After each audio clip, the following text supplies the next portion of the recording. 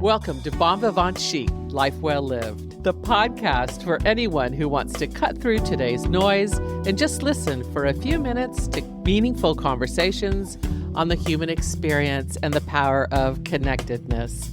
I'm your host, Ernestine Morgan, an advocate for kindness with a passion for showcasing human interest stories that matter. Today, I'm delighted to spend time with Ann Kearney, otherwise known as Chef Ann. She's an American chef and restaurateur. We met through friends and her partners at Okinola, Trudy and John Cooper. She's received several James Beard Awards and recognitions. Chef Ann's motto is love of food. So we have something in common because I love food too. Let's get started. Chef Ann, thanks for sitting down with me today. Thank you. I'm flattered that you'd be interested in my story and my thoughts and such, but thank you. Share a little bit about where you grew up, what life was like. Midwestern, I feel like in hindsight, as an adult, when you look back on your childhood, I feel like, how did I get so blessed? My mother and father both reminded us as we were growing up that we chose them, meaning that they were ready to have a family, and somehow we chose them through God. My mother and father were both hard workers. My mom was a stay-at-home mom until I was 14. She grew a garden and she made our clothes. I didn't have a pair of blue jeans from the store until I was in 5th grade, and I went home and asked why I didn't have a pair of blue jeans. Honestly, it was the math teacher. I was trying to do a percentage thing and she was trying to show 100%. She said, all right, raise your hand if you own a pair of blue jeans. And I was the only kid in class who did not have a pair of blue jeans, oddly enough, because my mother made our clothes. And so my mother bought me a pair of blue jeans because she wanted me to be part of the team. She cooked 3 meals a day for us. While breakfast was being eaten, she was packing our lunches. Brown paper bag. I can tell you exactly what it was every day because she was very methodical and smart about how she spent her money with 4 children. Most of the time, if there was not leftovers from the night before, we would have peanut butter, all natural peanut butter, no sugar. We had an all natural peanut butter, local honey, whole wheat bread. You had carrot and celery sticks, and then you either had an orange or an apple. And everyone said, oh, you eat like a bird. This is what she packed. But we didn't have these cute little lunch bags that had cooler bags in them and such. My mother put it in a brown paper bag and it sat in our locker until lunchtime. So tuna fish salad on Fridays because Catholic. And she would butter the inside of the bread so it wouldn't soak into the bread and make the bread soggy. Who knew that was something? Well, I got to learn that at an early age and I was like, okay, I can take that into my professional career, in hindsight, of course. If we had meatloaf the day before and there was meatloaf left over, sometimes we had meatloaf sandwiches, but it was pretty much the peanut butter. Nobody really wanted to trade you their delicious deli sandwich on a beautiful Kaiser roll for your peanut butter jelly sandwich, but that was okay. I was able to get through that. She cooked for us every night. Sitting down to dinner table, you only missed dinner if you had an event, like a soccer or practice or something, and I wasn't on a team in high school. When I was 14, my mother went back to work so we could all continue private Catholic school education, which was very important to our family, how we were raised. And so it was fine. I had to have dinner on the table, and that meant table set, the salad dressings out, bread and butter, and a salad made, and then whatever the main protein was prepared with a vegetable, sometimes 2, and a starch, a lot of potatoes, a lot of noodles, and rice. There was lots of stuff in the pantry at the beginning of the week, and I started cooking the dishes that she cooked. And then as time went on, she had a drawer that her cookbooks would sit in to have them out of the way, I suppose. And I just started going through the Betty Crocker cookbook and the housekeeping. It was lovely because I could create different dishes. And my mom would get home before my father and I'd say, Mom, we're having this for dinner tonight. And it was very satisfying to be able to put dinner on the table. It was my chore, my job. Everyone picked up additional things. And that was mine when you're getting compliments for something that you're doing because it tastes good and it's warm in the wintertime. And it just was satisfying for me to do that. At about 16, I was like, you know what? I think I'm going to pursue this because I made chicken cordon bleu for the books. And we ate chicken. There was ham in the deli drawer and there was cheese. It may not have been the fancy French ham that we made or that I used at Rue de Maine or Peristyle, or that we made in-house at Rue de Maine. I made it, and then my brothers would talk about it to their friends, and then my mother talked about it to some of the neighbors, and before I knew it, people were asking me to make it for them, for their family, and did it for just a little bit of money. And so I was like, this isn't such a bad idea. I catered a wedding for some friends of some neighbors that lived in our neighborhood, just a young couple, their church. It was in the church basement. It wasn't very fancy at all. This is in 83, maybe. Oh, my Lord. You think back on that. It's like, how did this time go by. Goes But anyway, by fast. but my parents went down with me in our big Econoline van with all the food ready. And it was very simple things. But nevertheless, I walked away from there with a $700 check. And I remember thinking to myself, that was a lot of money back then. And I took my expenses out and I was like, that's not bad. So I pursued that when I was getting towards graduation. I pursued finding culinary schools where there wasn't the internet. You had to really seek out things. And it was considered pretty blue collar. And they wanted you to go on to college, which now culinary schools are in colleges. So you get a little more cred these days. But nevertheless, I pursued it and it just opened up my mind to so much. I just feel like it satisfied me personally and professionally to know how to cook, to be able to prepare something for somebody that they need or they want, and then do it for a living. It's worked out for me. What are some of your fondest memories? My mom's gardens, being able to harvest from the garden, and whether it was the peach trees and the apple trees or the first season strawberries, we had all sorts of things. And also she was a great baker. Her father was the cook in the family. He was German, and my father's mother was German. And we had lots of good food being prepared for us at both grandparents' home. And then my mother was a good cook. And so baking things fresh was a nice thing. We would come home from school and there might be a tray of something prepared stacked up on the kitchen table. And we would all run up to her. So, Mom, what is that for? Well, they're not to look at. If she said that, that meant we could have one. Oh, that's cute. But if she didn't respond that way, we knew it was for a bake sale or for a get together later. But it was still fun. And even if it was roly-polies, the extra dough from when she would make pies, she'd roll them up with jam or cinnamon. And it was just little bites of dough that you just felt special. And we were always welcome in the kitchen to help her. And so being able to know how to do those things that she had learned from someone else, it was very satisfying. And they loved to entertain. We always had parties. And so for us, it wasn't a high-end fancy thing, but it was good quality and entertaining. They had a bar in our basement. I didn't know anyone else didn't have these things. I didn't know other people didn't sit down with their families and enjoy meals together and say grace. I was thinking about it the other day. She was 75 years old and laying hardwood floor. And that's just her way. She finished our furniture. She put wallpaper up. She was a great leader of the pack, for sure. Who had the greatest influence for you when you were growing up? My parents, I would say, yes, definitely. They led us very well. Culinarily, it would be my mother, but then my grandmother and my grandfather on different sides of the family. We just were always led by faith. My father was Roman Catholic, and so we were led by faith. It wasn't an option to not participate. So yes, definitely my family. That's lovely. What was your very first job and how did it shape you? 12 years old, I got a paper route, put money in my personal account, which you don't realize those things till you get older, how lucky you were to have something. I set up an account. It was at a credit union when I was 12 and my money went in there. And when I wanted a little something extra aside from what my family provided for us, we were able to live pretty comfortably in that regard. For me to be able to go and buy something for somebody, that was a good lesson to learn. I delivered papers 7 days a week. My father helped me on Sundays. So on Sunday mornings, we would get up and he would drive the van around with the papers in it and I would be walking. But going into people's homes, I think back on that, I think to myself, how on earth? We lived in a safe suburban neighborhood, but you don't know that. You think to yourself, your 12-year-old was just walking around with cash in the neighborhood, going in people's homes. Oh my goodness, I can't imagine I don't have any children, but I can't imagine letting anyone that's 12 years old that I know do that. But this is a different world we're living in. I turned that over to my brother and I got a job. I was babysitting and I was working at the swim club in the concession stand, heating up hot pretzels and selling candy. And then I became a lifeguard. I just kept busy. You couldn't sit around and play video games. And tell me about culinary school. You decided to go to... I did. I went to Cincinnati Culinary Arts Academy in Cincinnati only after pursuing some of the bigger culinary schools in the country, but realizing for the money they were asking, I think I was making $2.25 an hour back when I was applying for culinary schools.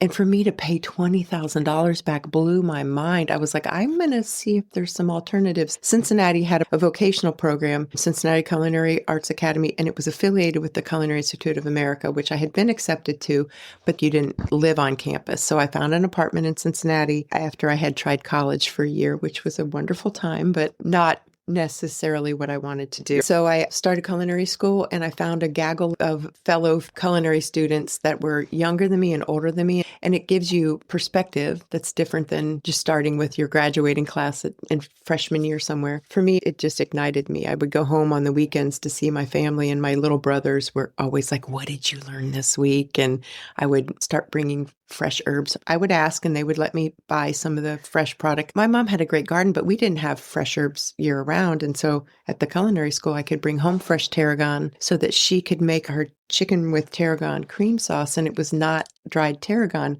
And all of a sudden it changed our lives. Oh, this is what it can taste like. And so she started being more aggressive, and not in a negative way, but in a positive way. I can use fresh herbs. So one time I came home for Easter and she did a whole salmon. There was a meat market in our town. And that was a big expense for us to have the whole salmon. And she had stuffed it with dill and lemons. And yeah, Mom, go for it. Big difference from the block of frozen cod that thawed out in the sink while we were at school. Oh, my Lord. How did you end up from Dayton to New Orleans? I was in Cincinnati being a chef at a small German restaurant that I adored. But I had decided I was leaving. I was going to go continuing to educate myself. I chose 5 cities, and one of them was New Orleans. And in my big fancy 20-some-year-old brain, early 20s, I decided I'll go to each city for 1 year. Learn what I need to learn, right? Why would I need more than a year somewhere, right? Like in hindsight, what were you thinking? Yeah. Why would you even want to pack in a year's time again? You don't know those things. I stayed for 13 years instead. Oh, so that was that the first city of the 5? That was the first city. Oh, you were there coincidentally was the only city. I mean, I got to travel to do events in Boston and in Chicago. I love Chicago. And maybe 20 years prior, I would have been able to make it happen there. But instead, I just go and enjoy it for all it's worth. Oh, that's great. Yeah. But Miami was one of them. I've loved Miami. Loved the ocean. I feel New York was too intimidating for me. You've built a very successful career as a chef and restaurant entrepreneur. What are some of the most rewarding moments through your journey? There's some personal things when you get to meet an idol, somebody that you have studied under vicariously, like through their writing, before the internet and before there was PBS I could see Julia Childs on PBS. But when I worked with Emeril, which was further along in my career, he was not as big of an idol or icon as he had become. So that was interesting to be with him during that time. But he was being recognized by bigger, more successful people at that time. Like Julia was doing a series for Time Life, and she was doing Louisiana or the South, and she came and did a thing in New Orleans, and I happened to be Emeril's personal culinary assistant. So I took care of prepping and gathering all the ingredients for whatever it was that we were working on. And this was just a taping of one of his shows for her series. And I got to stand next to this culinary icon. For someone who I knew about,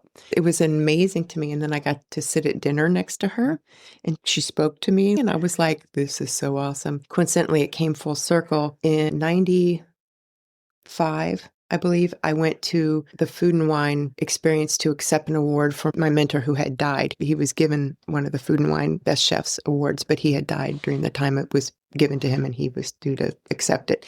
And I walked into the Hotel Jerome, I believe, in Aspen. Yeah. My first time in Aspen. It was amazing to be brought there for that. I walked into the hotel, checked in, and I turned around, and she was sitting on a couch by the fireplace.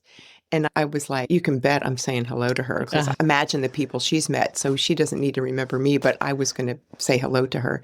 And I took one of my good friends who was very well connected to the gentleman we were accepting the award for. And I just went up and I just introduced myself. I said, we met in New Orleans. And she's like, well, absolutely. And she just had this beautiful conversation with me. So for me, that was so special. To Wendy was delighted to be there. That's one of many. Like to meet Alice Waters. It's these people I've aspired to, how they operate their lives culinarily and how they put themselves out there professionally. Were there any pivotal moments or decisions that changed the course of your life? Oh my goodness. I had a near-death experience in regards to a medical challenge that happened to me in 2002, and I survived it. And it does change how you move forward. You move forward thinking how grateful you are to have had this life prior to that and to have been salvaged through that. And what's next? So that was a big time in my life. And I had so much support from people. The people that I hold close to me aren't just blood relative family. They're just people that have shown me support through my entire life, the good, the bad, the ugly. And I have in turn shown them support. And you don't realize how big your family is until you're in need sometimes, until you just slow down and take a look and say, look at all these people that value me and are supporting me. I got so much support during that time. And honestly, when you're told by your doctor that 98% of people don't survive this, you think, oh, okay, I'm not done here. So who knows? I'm just going to keep doing it until it is not doable anymore. How did you get started at your first restaurant? How did that happen? That was in New Orleans, and I had worked for John Neal. It was the second chef that I worked for in New Orleans. I worked at a little place called Bistro at Maison de Ville, and it was a tiny little restaurant, 20 plus seats. And in the kitchen, John Neal was creating this fantastic provincial-based food. We made our own demi-glace. We made everything from scratch, just like I had learned in culinary school. So for me, it was catching me on fire. And he would sit down with the cooks once a week, and he would say, what should we do this week? And he had a few ideas, and I learned how to make floating island. I learned how to make all sorts of things, ricotta cheese, like all sorts of things that you don't learn to make until you open a book and it says here how to make these. But he had trained in France and Italy when he was in culinary school, and he was a New Yorker. He was a Milton, Florida man who went to culinary school in New York City, and then he got to go to Europe. And so I had never gone to New York City at that point, and I had never been to Europe either. And so he was just feeding me information firsthand. And I was so excited about that. He opened Peristyle with 2 partners, and I was the only cook he was allowed to bring from the Bistro at Maison de Ville. It was part of his closing, his final words that he said to the owners and operators at the bistro. And I was tickled pink that I got chosen because we had connected culinarily. What he wanted, I could execute. And every little piece he gave me from his knowledge, he gave it to me slowly enough that I was learning more than just a recipe. I was learning how to taste. I had tasted most of my adult life, but duck liver pate, for an example. Why would I want to eat liver? But the way that he made this pate and the ingredients that he added, it wasn't liver forward. It was so many flavors combined that ultimately turned out to be this fantastic thing. And he would give it to me to taste, and he would taste it. And he's like, are you really tasting it? And I was like, I think so. Mm-hmm. And he was like, okay, now when you take it into your mouth, rub it along the roof of your mouth, on your tongue, on the roof of your mouth, and inhale in at the same time, and let your mind capture everything that you're tasting. What? He taught me to taste. I'll take that lesson in my culinary career early on. And so he opened a restaurant with 2 partners, and I was with him side by side for the first year of that. It was a very small restaurant, but there was a point between our bistro experience and our Peristyle experience that he needed to teach someone again, and I needed to start learning from someone else again, because you get into that place sometimes. Neither one of us didn't want it to be like, get tired of it, because it was a small kitchen. It was just he and I. And so my good friend who was looking for a job, she got the job as a sous chef, or as his second person. It eventually grew bigger. And I took a job working for Emerald. After interviewing at many, many places and having 3 interviews, not even meeting Emerald, which for me, it wasn't a surprise. Women in the kitchen weren't as welcome, so you really had to prove yourself. 3 years later, after I had worked for Emerald for 3 years, John died, and I knew he was dying. We were still friends, and I was taking him his favorite dishes that I used to make for him that weren't on the menu at Peristyle ever, but we still had a connection.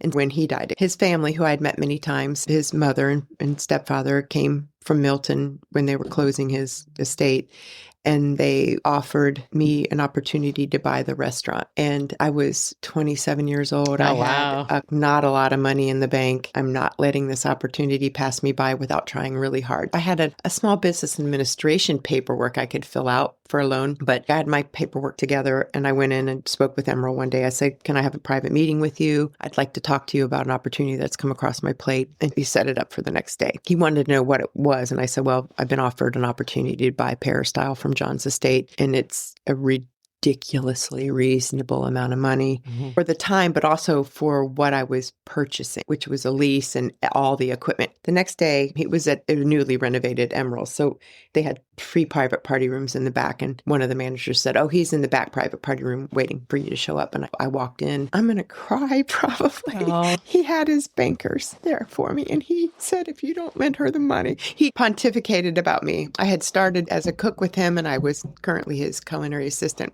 Wrote a book with him. I had done so many things with him. He opened me up to so many things. And he said, if you're not going to give her the money, I will. They had just loaned him $2 million so he could open up Nola, his second restaurant. So you can imagine, of that $2 million, I was going to get a tiny bit, but enough for me to keep a restaurant going. And they were like, okay. So at that point, he wasn't on any of the paperwork. He didn't sign loans for me, but he did open up the door and convince them. The next day, I went to Whitney and I signed paperwork and I bought a restaurant at 27 that was already open and established. And I very gingerly took it over, and I knew all the people that were working there. Gingerly made it my own. I had a few items that I put on when I first initially opened that were dishes I created in my life, but I still had many of his dishes. And then over the course of several months, I made it my own. And people knew me from the opening time, and they knew me from Emerald's because Emerald's had an open kitchen. So they knew me from my days there, many of these people that supported me. And I just built it as organically as I could and was welcomed in. I wasn't a chef. I was a cook who bought a restaurant. I became a chef in that regard. But Frank Brightson and Susan Spicer and Emerald supported me. They reached out and let me know if there was anything I needed. Frank Brightson came and prepped in my kitchen one day because the restaurant took off and I was over my head as far as keeping up with the demand of what was going on, not because I wasn't able to, but because there was more work than physically possible. Emerald's reservationist, when they were full, they would offer Peristyle as a go-to. Emerald had another restaurant, but he pitched things. It was a beautiful thing for him to be able to do. Nice. And he would have management parties at my restaurant. He would occasionally come in. I was blessed in, I think, 98. I had a big year culinarily. I was recognized nationally. And I didn't know all the things that was going to happen, but it was a Friday lunch. And he showed up in the restaurant, stuck his head in the kitchen. He wasn't eating. He was walking around the dining room with a Wine Spectator that I was on the cover of. Wow. I don't even have any earthly idea how that happened, but it's not what you know, but maybe who you know. But nevertheless, that's how I found out I was on the cover. Emerald brought the one that was sent out in the mail to him and showed the entire dining room full on a Friday. That's awesome. Well, thank you, Emerald. Thanks for helping me through this. And those types of things. People are gracious with their time and their energy. I just feel blessed. Great memories. That's the first restaurant I bought, Peristyle. It lasted for 10 years with me. And it's been off and on empty space since. And I am lured back on occasion.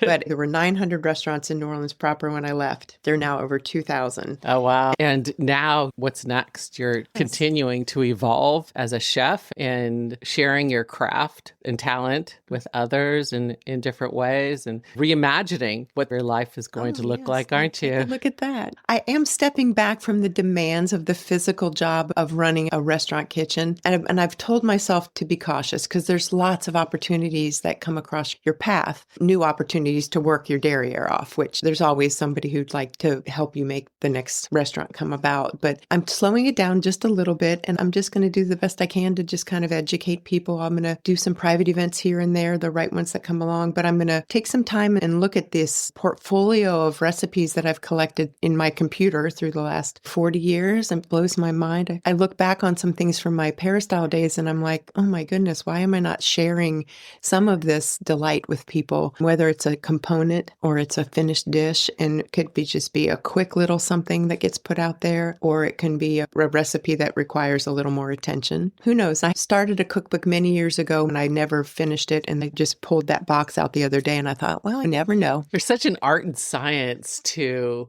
what you do. Oh, isn't it interesting? Yeah, it's really interesting.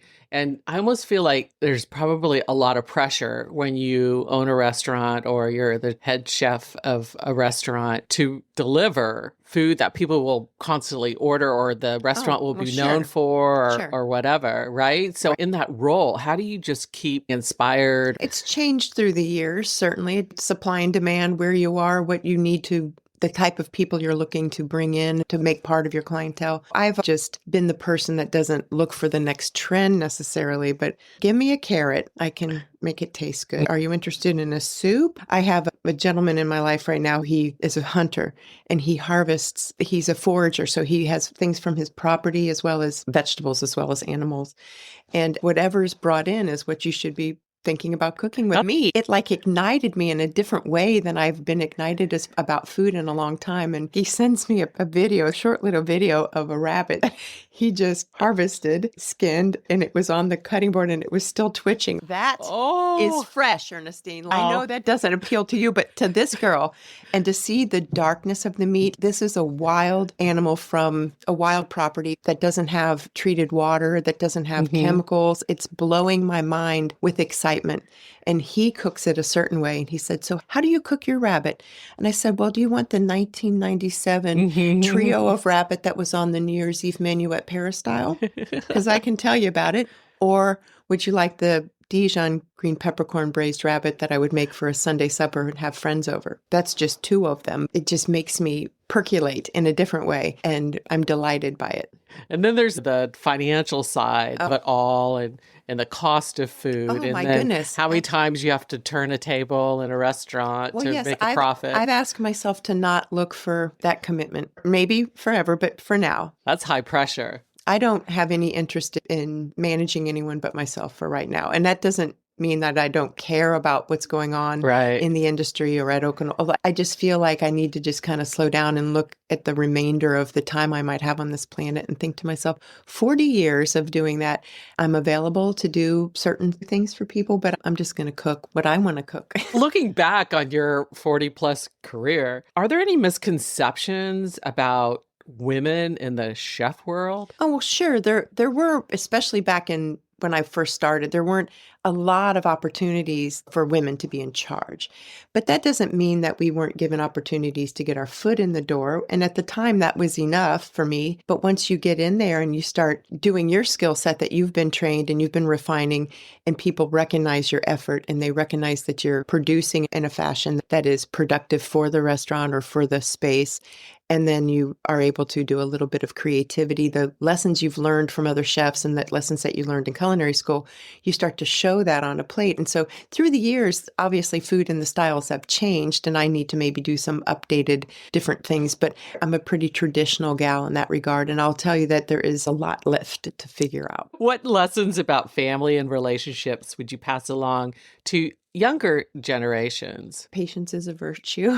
Sometimes I'm very proud of my family. Each of us has a different role in our lives. Be patient with yourself, be persistent, make time for family. I didn't stop enough through the big hard years of my early career to get home, to go to the weddings of friends. It wasn't a financial option. If I'm living in New Orleans and I have a restaurant that's busy on the weekends, I can't really get away for 3 days. And I have a few regrets in that regard. So make time to slow down and appreciate what you have as far as your family and the opportunities there. But also as a disciplined professional, you have to find a way to balance it. Hard to take a day off when you're the chef in the restaurant, isn't it? You hear about the newborn baby that's being born in Ohio and you're just like, what? Yeah. I can't be there for my niece being born. But now 10 of them have been born and they're all growing up and I've got them in my life through social media. It's insane to me how much more connected I'm able to be to these youngsters, even though I'm not in their life every day. I can send a text, and when you get a text in response or a thumbs up or something, that is enough for me. I'm happy that I was recognized as something on their to-do list. Yeah,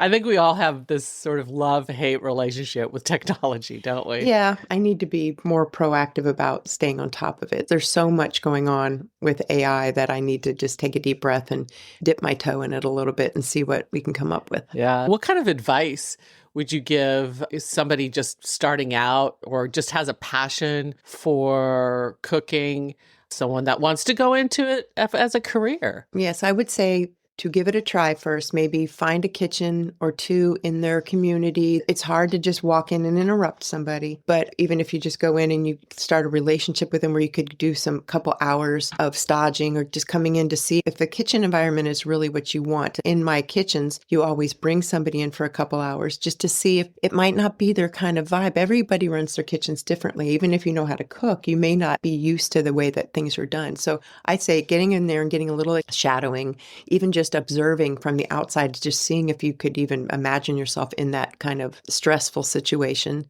And if you have those opportunities, great, and read. Just do what you can do, because before the internet, you just picked up books and you read and you tried to figure out things. Just continue to educate yourself on ingredients and learn about things so that you can have a good conversation with the chef when you're sitting down to say, hey, I'm trying to get into this industry. Get yourself comfortable. I have a lot of people that, as you can imagine, through the years have come to me to talk, and it's hard to not be too hard on them. But before you invest in culinary school, which is expensive, and it will take a while to pay off when you're out as a new cook on the lane, because you don't get out of culinary school as a chef or at least I don't feel like that would be fair to you to take a chef position right out of culinary school without any or enough experience to really handle all that goes with that, because you don't cook as much when you're in charge. You're managing people and you're ordering and there's nothing wrong with that. But as a cook, you want to see how many stations you can work through. As an example, like at Emeril's, when I started at Emeril's, I had a fair amount of experience, but I was a woman. I was the only woman in the kitchen, and I started at the bottom station and I crawled my way to the top in a matter of months because I had skills when I got there.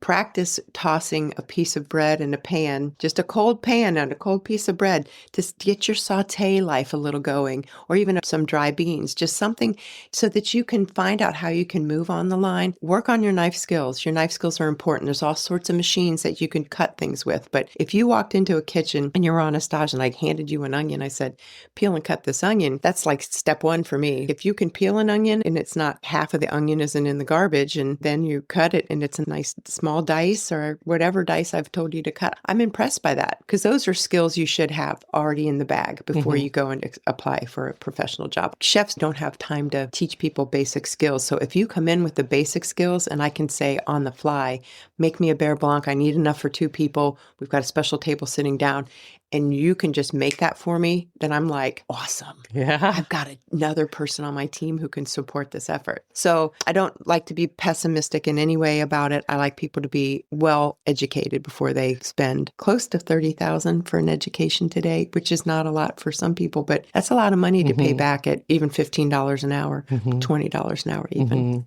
The cost of everything else that they'd like to have. You do kind of have to move around, don't you? I had employees that stayed at Peristyle. They stayed with me for 9 years. I had people that stayed for 10 years. It's amazing to me, if you find a place that you can grow within, do it. But there's not always room for growth. You can't have too many sous chefs in a 60-seat restaurant.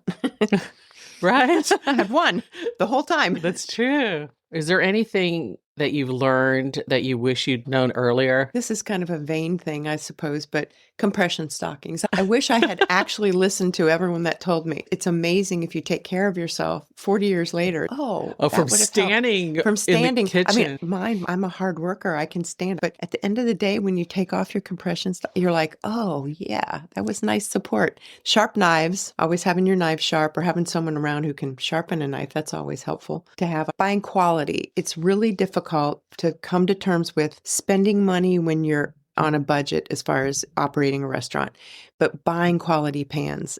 Buying stainless steel lined pans that are triple thick. All clad is the best, but if you can't afford all clad, you still should go for the triple ply with the stainless lining, because they're going to last. I have pans that I've had for 25 years that are quality pans, and if you treat them right, they were going to last. But in the beginning, sometimes you're like, oh, personally or professionally, I need 20 pans. Well, it's hard to put that money aside and spend that on that, but you're going to be continually spending when they bow and you're not able to get good sears. Even knives, cutting boards. Buy the more expensive thing because it's got a better chance of holding up during the drive that you're going to be. I wish I had saved more money, because you don't always know what is going to fall into your path or pull from you. And so there's lots of ways to protect yourself. And then things happen and all of a sudden you're like, oh, okay, I have to start over again. I'm making more time for things right now that I've been neglectful of. And it's quite nice. And taking care of yourself. Take care of yourself. It is a journey. I'm finding a lot of luck with lymphatic drainage,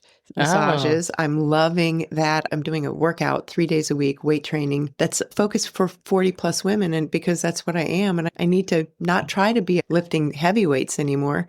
I need to strengthen my body. Those are things that I'm enjoying. I'm enjoying buying quality, a little bit less food and quality food for myself, as you would imagine in a chef's kitchen. But it's easier because I don't have as big an appetite as I used to. I can buy a piece of fresh fish and just changing the way I think, because I don't come home from work at 10 or 11 or 12 anymore and need a couple hours to wind down. That's a big mind shift. Yeah, and then waking up before the sun comes up didn't make any sense to me, but now it's kind of a nice thing to wake up and shake off the sleep, and then all of a sudden you're like, I have this whole day ahead of me. Yes, Sunlight. but the days go by so fast. I'm not kidding you. I was speaking to a woman today. She retired last year, and she and I are like, how did we manage to get 40, 50, whatever hours, 60-hour week work week's Yes. done, and our laundry and our cleaning. The day is over, and I'm like, what is happening? It's the craziest thing. What keeps you inspired and motivated today? With a little bit more time on my hands, I would have to say continuing to educate myself with what's going on culinarily, going back a little bit to focusing on what's available to me locally, wherever I am